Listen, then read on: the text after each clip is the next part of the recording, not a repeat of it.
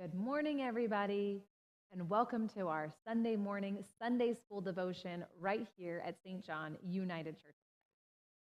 I'm Pastor Jana Myers, and I am so excited that you have carved out this time to grow in your faith, your spiritual education, and your life. As we do each week, we're going to examine a lesson written by the UCC Still Speaking Writers.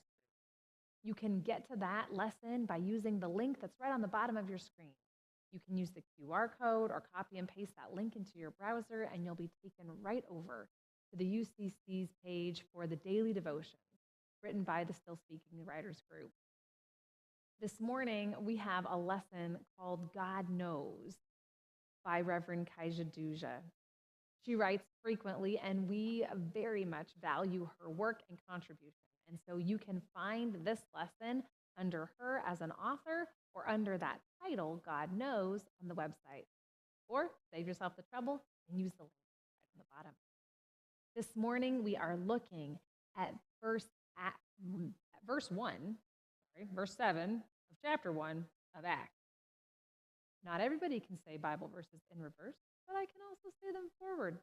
Acts 1, verse 7. It says, Jesus replied, "It is not for you to know the times or the seasons that the Creator has set through divine authority."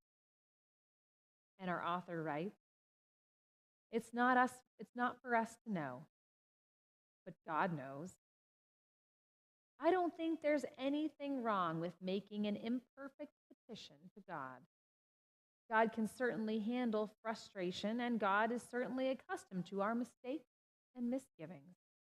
Ecclesiastes 1 says, "Nothing is new under the sun. God's seen it all." I think what Jesus invites us to do, though, is to mature in our desiring. A spiritually mature faith comes from a spiritually mature person who doesn't deny their self but knows thyself, who can distinguish between desire and need, whose supplications come from the need space less than the desire space.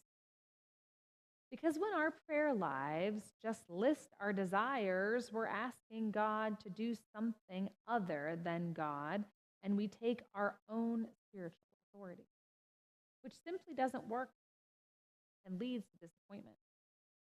But if our prayers begin with the presupposition that God knows, then we end up handing over our deepest needs to God.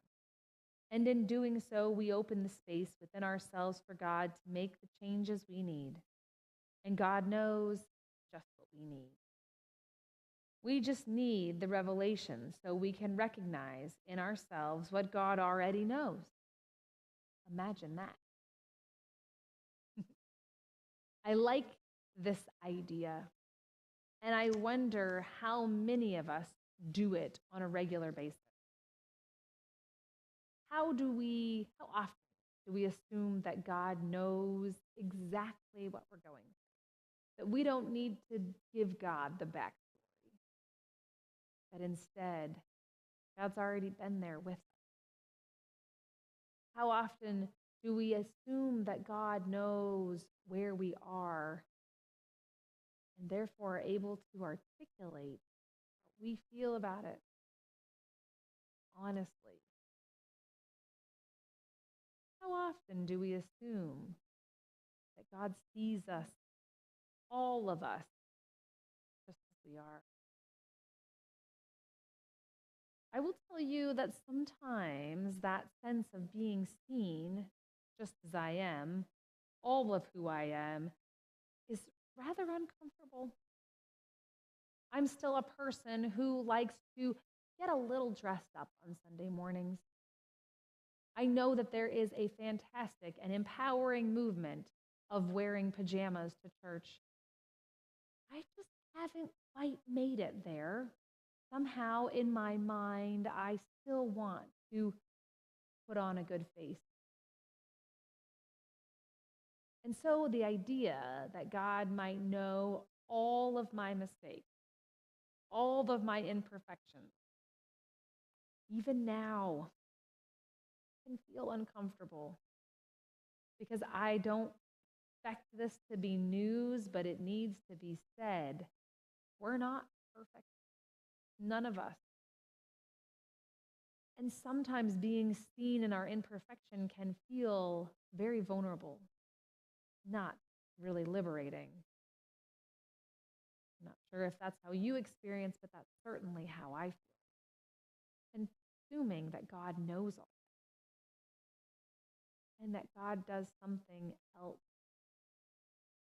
That instead of judging me the way I judge myself or the way I judge other people, God loves me just as I am. What if you assumed the same? Just as you are, exactly as you are, God loved you. We don't have to really believe it yet. We're just going to pretend that if we assumed that God knew all of you, just as you are, saw you in your imperfect state, and loved you, what would that mean? What then could you tell your God? What then could you trust from your heart, a burden that you wouldn't have to carry anymore? Because the person to whom you were talking already knew. I have a women's book club that meets every so often. And it's funny, almost all of us are younger women, and all but a few have children.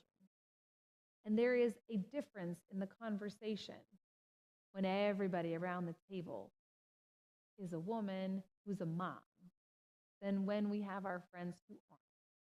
Because there's a sense of connection, and everyone just says things like, well, you know, I don't have to. There's an assumption that because the other people have lived it, there isn't any need to articulate. And then what really needs to say comes out underneath.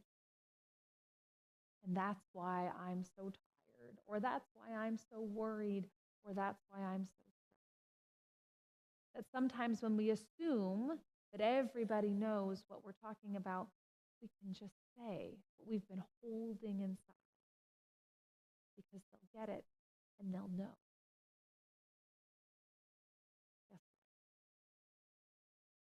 what? God has all those people around the table who are just like you.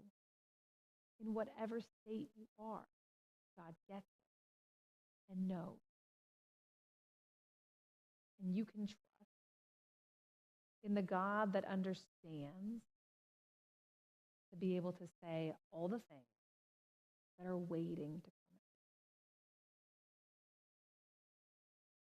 This is the part that is the most important. My hope is that it becomes foundational to the way that you understand yourself and your relationship. That God knows, sees you just as you are, exactly as you are, and loves you. That doesn't mean we shouldn't strive to do better, to move into a direction where we love and serve our neighbors more. But it means that just as you are wholly and completely loved by God. And that God knows where you've been, what you're going through now. God knows and is there. And so you can trust the God who can hear everything. And then you can let it go. You could do the unthinkable thing and wear pajamas to church. Better yet, you could unburden yourself of the things that hold you back, hold you in a sense of fear or anxiety or a needingness to please God, because God cannot be more pleased that you are who you are. So after we are done, my hope is that you will take some time to talk to God, that you might trust that the God that you are talking to knows exactly what you're talking about, and that you might have the courage to say the things that have been holed up in your heart and need to come out. You this morning might find a sense of hope and freedom because your God knows and loves you. So let's pray. Help me to see in myself what you already see, God, and to love that vision of me, your Son. Amen. And if it isn't enough to know that God loves you, guess what? There's a whole bunch of people here that love you, and they cannot wait to worship with you. So I hope that you will find some prayer time between now and then come back with a lighter heart and worship with us. I'll see you right back here.